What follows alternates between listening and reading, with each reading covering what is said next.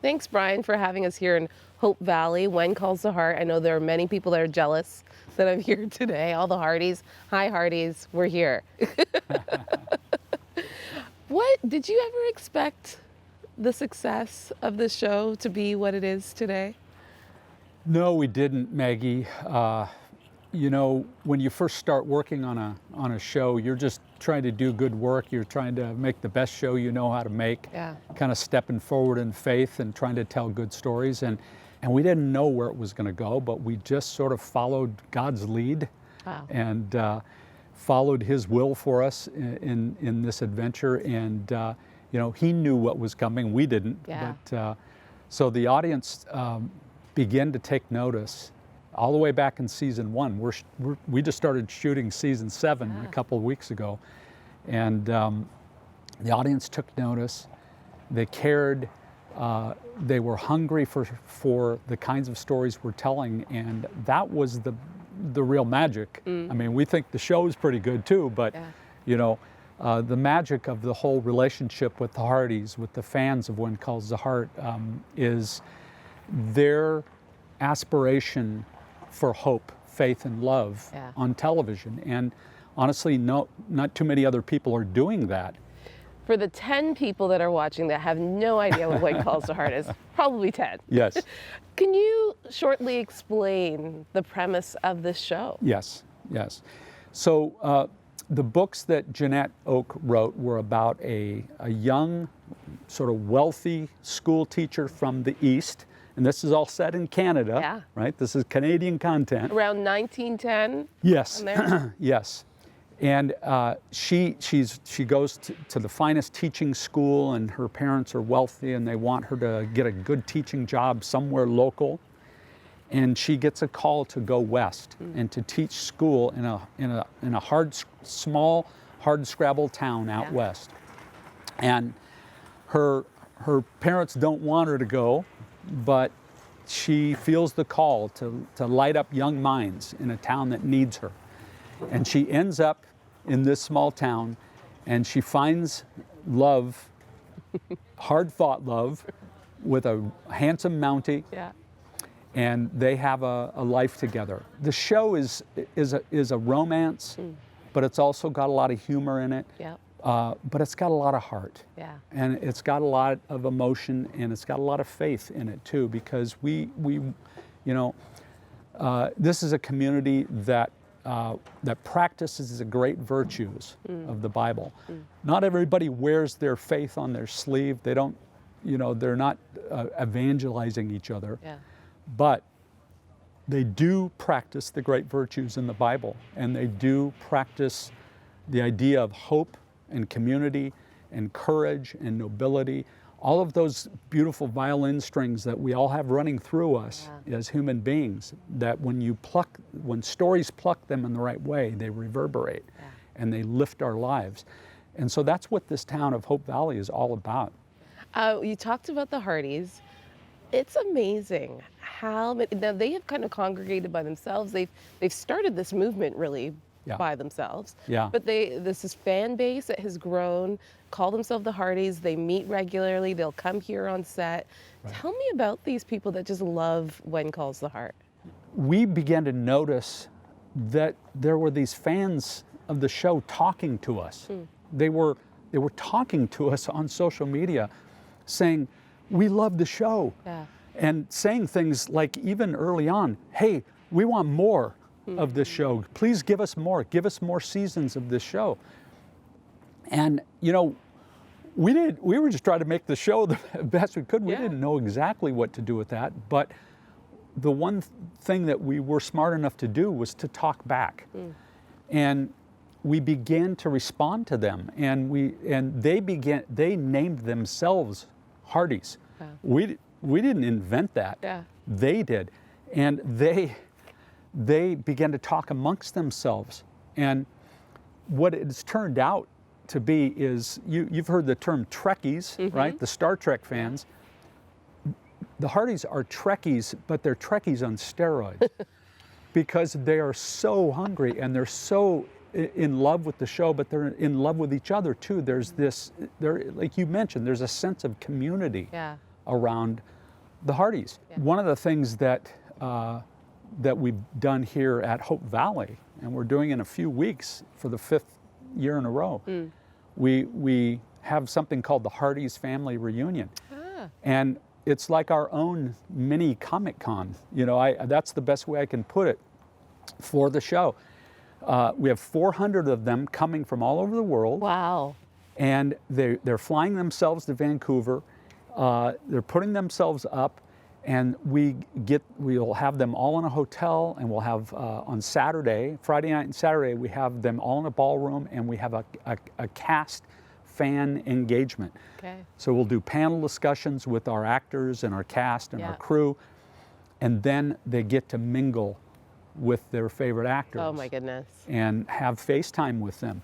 And that access is, for them, is the thrill of a lifetime. So let's go back to square one, where this all started, Brian. You know, you alluded to it, Jeanette Oakes' books was the beginning of When Calls the Heart. Right. Tell me how this all began. Well, so my partner on this show, Michael Landon Jr., and I... and we, of course, know Michael Landon Sr., Yes. Michael Jr. carries on the legacy of his dad all these years later. Michael and I began to talk about, after I finished Touched by an Angel, actually, we formed a company and said, hey, let's continue working on these sort of faith and family kinds of projects. And so this, When Calls the Heart, was high on our list. So in 2007, we were approached by a real company with real money and the idea of a When Calls the Heart movie. And so we said, you know, like we've done our whole careers, yes, sir, how high do you want us to jump? You know, whatever you need. Yeah. And so we went to Alberta, Canada, and began to make a movie version of When Calls the Heart. And this was in, when we were filming, it was September of 2008. And you can remember that period in the world's history. It was, the sky fell on all of us. The world economy was in deep danger of a big depression, and we were in the middle of filming. We had to shut down the movie. We had to leave Alberta with our tail between our legs, not really knowing what to do. We had a half-finished movie. I came home, I got my menfolk around me from my boys at Saddleback Church, and I said, guys, I'm a pretty good problem solver, but I have no clue how to fix this.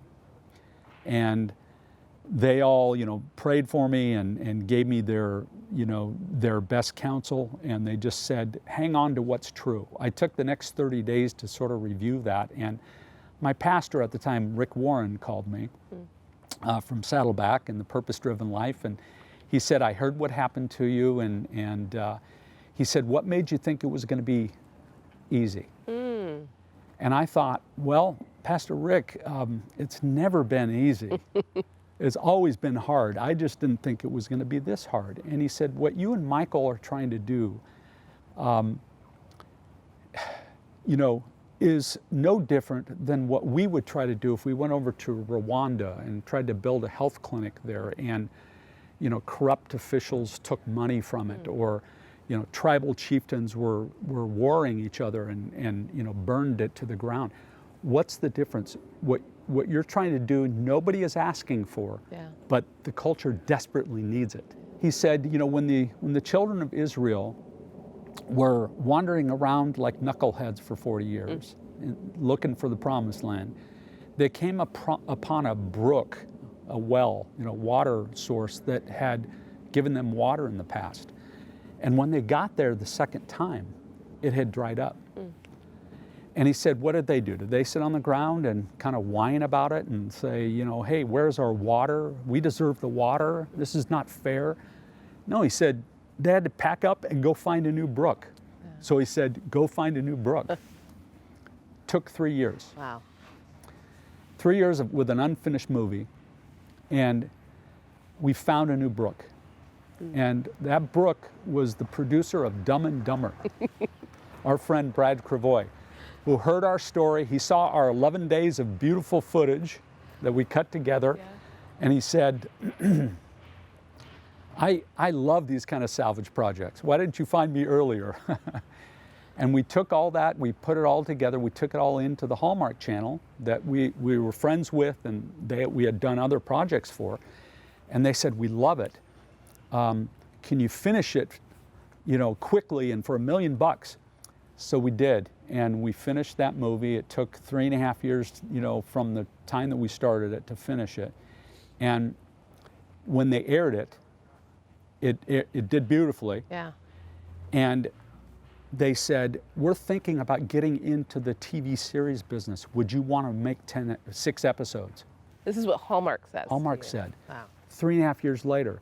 So that moment has now become 7 seasons of When Calls the Heart. God knew.